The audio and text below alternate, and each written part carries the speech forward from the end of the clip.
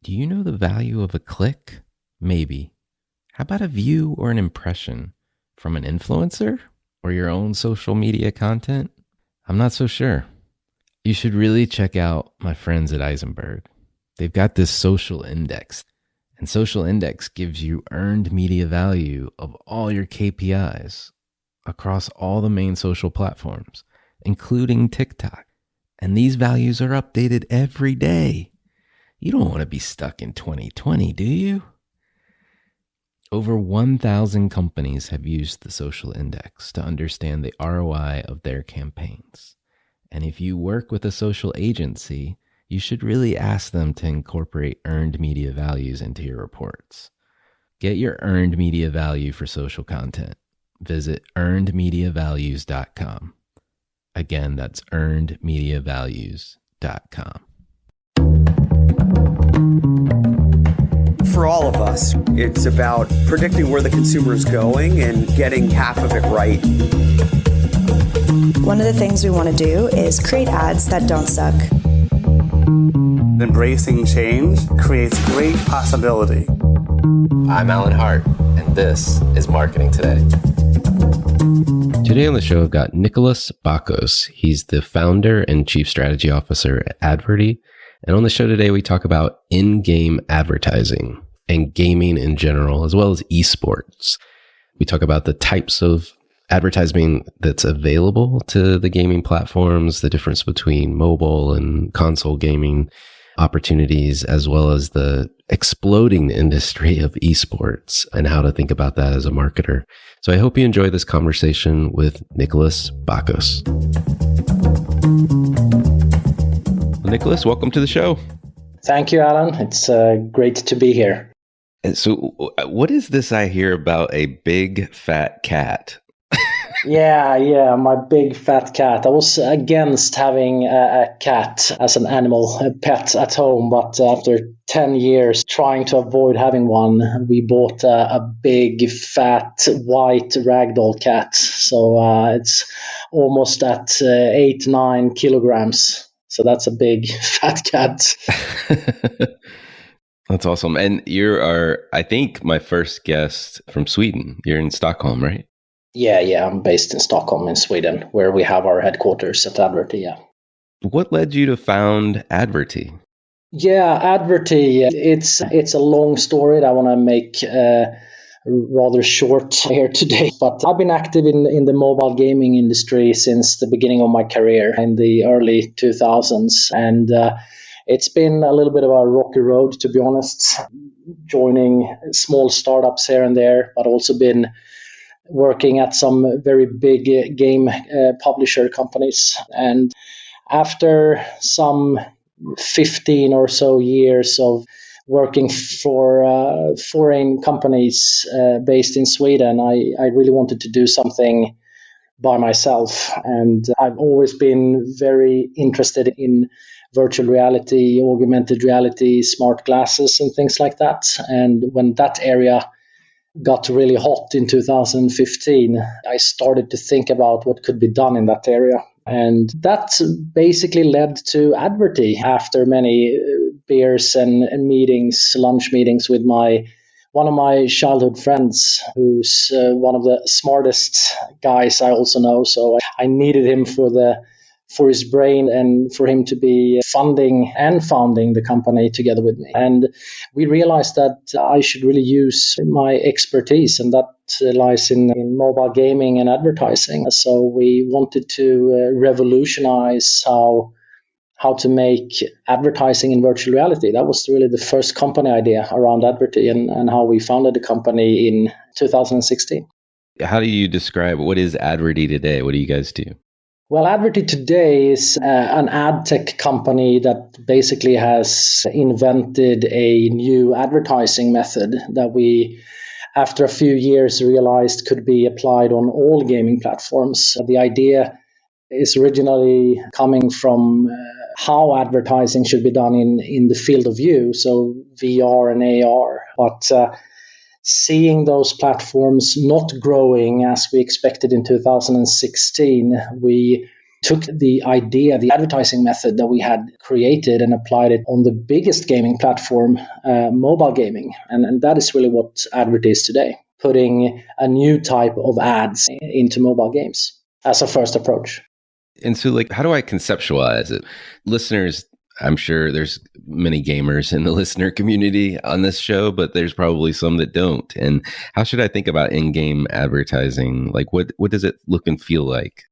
Going back a couple of years, we've seen ads in games, particularly in mobile games. Anything from banners taking over the screen, interstitial full screen ads. But lately, there's been a lot of incentivized, rewarded video ads. And it's a great way for game developers to monetize their free-to-play games. But it's also a quite poor way of enabling an advert at the same time as you're playing the game, because it's breaking the gameplay.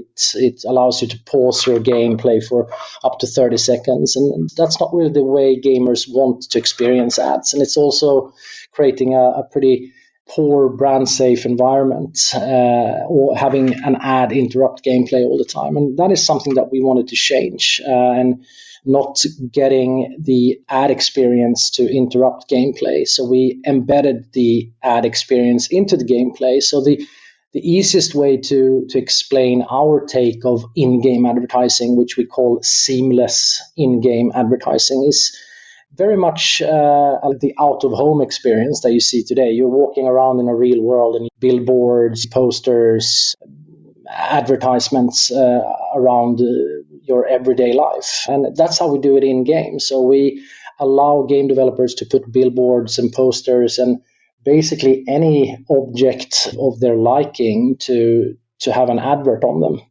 And our tech enables that advert to be created, and our tech also understands how that advertisement is behaving within that scenario, and how the gamer is seeing or not seeing that ad. To your point, it sounds like it's more natural in the gaming environment. It would be expected to have, say, a bus stop advertisement on the bus stop or billboard on the side of a building that you might be like looking at in the game. Yeah. And in some instances, our in-game advertising technology will actually help the game to look more realistic, as we will be able to apply real ads into their gaming worlds. In some examples, obviously, we won't work. I'm not too keen to put billboards into a kind of a medieval battlefield, for example.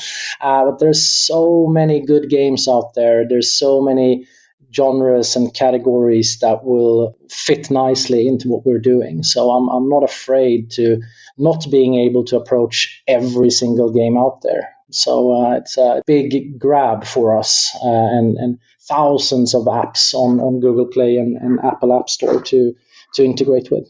Well, and it seems natural from your roots of virtual reality, augmented reality, to make the leap into these other worlds just in 2 dimensions, or I don't know what the right word is, but less immersive, but still it's an environment that you're in, placing these advertisements with your tech.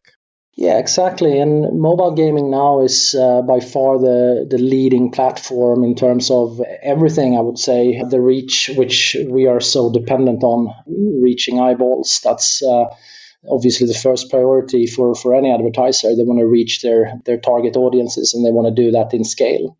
But having said that, there will be a scenario in the near future where we go back to virtual reality, where we go back to augmented reality, when Apple and other companies will be releasing their take on smart glasses. And Adverty is already in a position where we have spent a few years already developing ad technology for those kind of platforms. So we might have started in the wrong end, but everything that has been built for the future platforms are just sitting there and waiting for the right opportunity.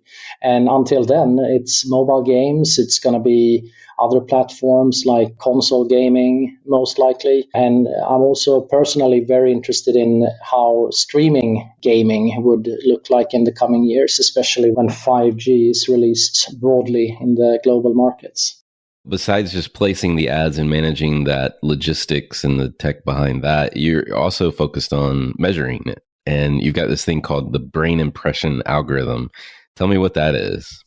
Going back a little bit to how the technology works, we have two different ad units today. One that is seamlessly integrated into the gaming worlds, as explained already, and another format that we put also very deeply integrated into the gaming menus. So we can actually have an ad in the gameplay, but also have an ad in between gameplay. And we think this opportunity equals like 1 + 1 = 3, because we have an opportunity where you play the game, we unobtrusively show brand messaging within gameplay, and that creates obviously understanding and an awareness around the brand. And as soon as you stop playing, we have another way to unobtrusively and very like super natively integrated into the gaming menus, a way for the user to also interact with the brand by clicking on the ad and taking the full path to purchase, for example. And those combined is something that we are very unique in the industry, by offering both a branding solution but also a performance solution.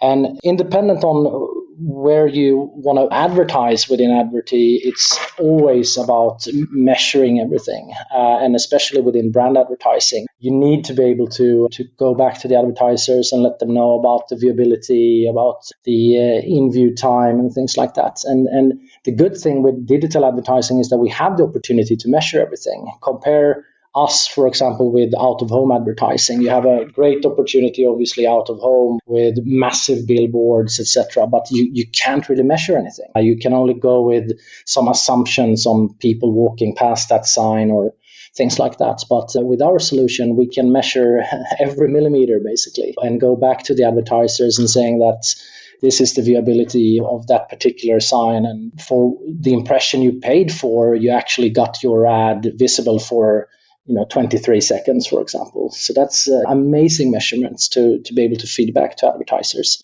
And brain impression is our way of understanding viewability in-game in a three-dimensional world. And that is one of the kind of foundations with Adverty and how we established the framework around the advertising method that we built for virtual reality. How can we actually measure a sign that is going to be in a 3D world, that is going to be part of a quite complex world of other objects, different materials, different lighting conditions, and especially like the complexity around the geometry. So when can you actually see that sign? Does it have to be big on as an ad unit that you create, or can it be just a small label on a coffee cup, for example? And when is it actually being seen? And for us to understand that, we need to know the size of the ad unit as you as a gamer see it. So we need to understand the inclination angles towards the camera, so basically what the gamer is seeing, and also every object around it and the lighting conditions and things like that. And that's a pretty complex algorithm that we have built that is also understanding or taking up assumptions and understandings around how the human eye actually works, how well we are at seeing things in our central vision, and how worse our vision gets the more to the periphery we get. The studies around the human eye is used within the way we, especially in VR and AR, assume that ads are being seen. Fascinating. It seems fairly complicated and largely driven by the gamer's use of that three-dimensional world too. If I always go, I'm going to make this up, but if I always tend to go right in a world first, all ads to the right are most likely going to be in some field of vision versus if I go left. And just to as a very simplistic example, so you've come up with the algorithm that says, okay, this game player is panning right, and this billboard was dead center in their field of vision, and these other two units were in their periphery. And so you're calculating the viewability of that. Exactly. And we want to be fair towards parties in the chain, so to speak. So if an advertiser is spending heavily within one game, in an ideal world, they shouldn't pay for the ads that are shown in your periphery during the whole gameplay, right? And that is something that our technology actually can figure out. So it's pretty fascinating. This may be a step too far, but I'm just curious. Let's assume that you have one of the top performing games and they're using your tech for the gameplay. Could you get into a situation where certain ad units outperform others and then the game publisher or whoever is managing this ad placement in the background could actually price accordingly? Yes, this is something that we will be building in the future, I would say. Nothing that exists today, but this is definitely something that we have been talking about internally for a long time and something that is fully doable. But it's all about prioritize the things that are needed for the moment, so to speak. But this is definitely something that we will be able to do in the future and something that we will be able to feed back to game developers to make them understand basically where in their gaming worlds they should place ads and where not, because we analyze movements, we analyze where basically which ad units have been seen and not. So this is something that we could potentially be delivering in the future, yes. We've been talking about advertising in games. Let's just talk about gaming in general and this notion of esports. It's not a notion, it's an actual industry of esports. I've seen in non-COVID times these arenas full of people watching other teams playing against each other. Is that how I should think about esports, or is there more than just the experiential component of it? I think that's definitely the way every person is associating themselves with esports today. A few top-rated AAA games that are played professionally by esport teams. And I was also very fascinated a few years ago when I saw that like big arenas in cities unheard of could gather like 70,000 people for 3 to 5 days. And they're just sitting in an arena watching 5 people play Counter-Strike. And it's the interests within gaming is so massive. And I definitely think that esport as a sport will be a very common thing in our society. And we've just seen the start of it. And people just love watch gameplay. You see that in the arenas. You definitely see that on the streaming services like YouTube and Twitch, where you have some clips being watched hundreds of million times by people that are just interested in it. But I see sports more than that. Many people tend to forget the kind of the amateur part of it, where we have a lot of games out there today that are played by hundreds of thousands of amateur esport players teaming up, playing in a team professionally, of course, but create these communities of esport tournaments and things like that. And luckily for Adverty, we are using our technology in one of the bigger mobile esport titles, which is called Critical Ops by a game publisher called Critical Force in Finland. They're almost nearing 100 million downloads. They have hundreds of thousands of daily active users around the globe playing what we call the mobile version of Counter-Strike, basically. And that is a very good opportunity for brands to be very close to the real action within esports and put Adverty ad placements within that experience. So as you mentioned earlier, having an ad in a bus shelter, that is something that we actually do utilize in that game. You walk around in the city of Barcelona, you're killing terrorists basically, but we're putting programmatic ads into that experience, and that's a super way for brands to be reaching a lot of active esport gamers. And then on top of that, obviously, you have a lot of marketing and advertising opportunities within esports, where you can brand the esport arenas and you can brand the teams, put your logo on their jerseys and stuff like that. But I would say we are one of few opportunities that really get the brand message into the gaming experience within esports.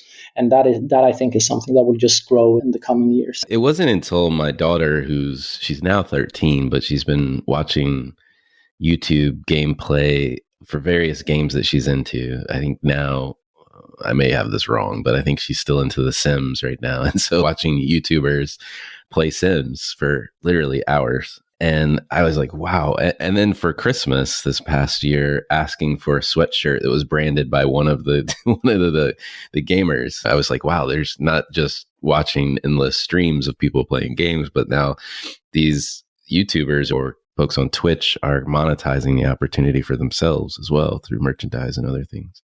And the everything esport and streaming and all the new social services that are growing around the globe are fantastic opportunities for marketeers, of course. And we live in a very fast-paced world. So it's a media agency. You need to understand how the world is changing to understand where you find your target audience in the end.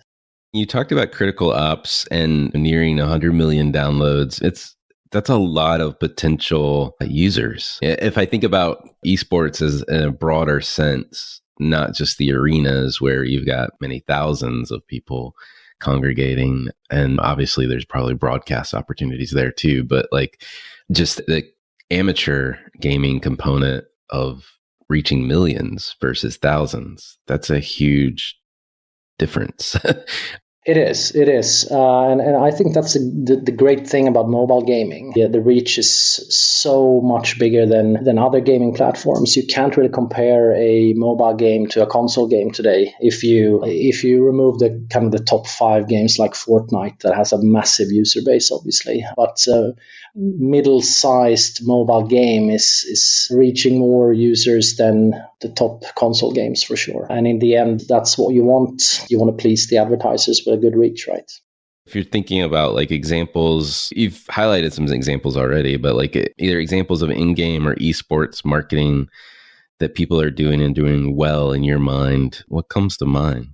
I think advertising within esports is just at its infancy, to be honest. We've seen some few examples being made. I think MasterCard did something in League of Legends, putting like a MasterCard banner at the start of a battle in that game. But I would refer to one of our own campaigns, to be honest, where we teamed up with the media agency OMD and Activision for their latest console release of Call of Duty. And they wanted to target their ideal users, obviously being like a first-person shooter gamer. And they wanted it to be like contextually fit as well. So what we did was they created some really nice Call of Duty creatives that had so we ran the campaign in Sweden. So they put the Swedish Dala horse, which kind of every Swede knows. And they created campaign creatives around that. And we put it on the bus shelters of Critical Ops, where we knew that everyone playing the game obviously loves a first-person shooter. And so the contextual is like 100% fit. And having a creative that was also geographically correct would make pretty much sense when playing the game. I guess it draws the attention when you see the Dollar Horse, a Call of Duty game, and you're playing a first-person shooter game. And the campaign was a real success, and Activision and OMD talked about it for weeks after. And that was a really cool campaign to be doing in an esport environment. Where do you think the future of esports and in-game advertising, what will it look like in the future? The target audience for esports is ideal for many advertisers. You have the 18 to 34 year old segment where people are usually heavy spenders, they're into gaming, etc. There will be a wide opportunity for many brands to be associating themselves with esports. Knowing that, I do think that there will be big movement of advertisers moving into esports, different opportunities, anything from branding real world tournaments to looking much closer into how they can get a bigger reach as well. But also the kind of the second viewing window by having a world tournament being played in an arena where potentially 70,000 people are watching. those games are also obviously going to be streamed on Twitch and YouTube for weeks and potentially years after. And that creates a second opportunity for advertisers to reach that audience in a recorded, like a streaming window. So a lot of different opportunities within esports. And I think esports is just going to grow, and the advertising opportunities and the brands committed to that genre and that platform will increase heavily in the next 5 years for sure. I want to switch gears and get to know you a little bit better, which is what we do on this show. And one of my favorite questions to ask is, has there been an experience of your past that defines or makes up who you are today? Well, I guess everything I did until founding Adverty was creating a foundation to be able to create a company like this. I spent almost 20 years in gaming and learned the whole ecosystem around, especially mobile gaming. Anything from how the tech works to how you do business in this industry.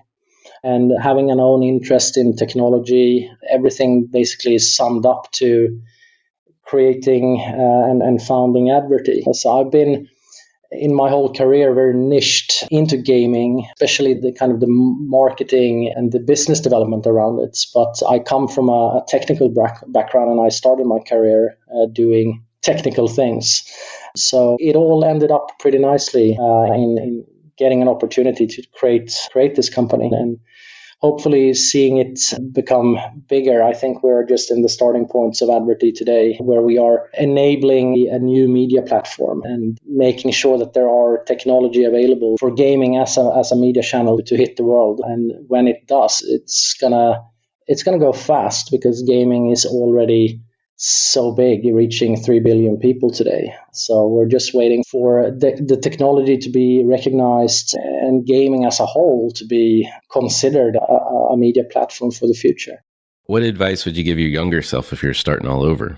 To listen to what you like and what you believe in, and really focus on that and put all your strengths and time and efforts into what you believe and what you like, and not really listen too much on what other people say, and do the things that you potentially have to do. Well, you should go to school, obviously, but listen to your heart and do what you love, because if you continue doing that, you'll succeed in the end. Kind of silly question, but I like asking this question. Has there been an impactful purchase of $100 or less for you, say, in the last 6 to 12 months?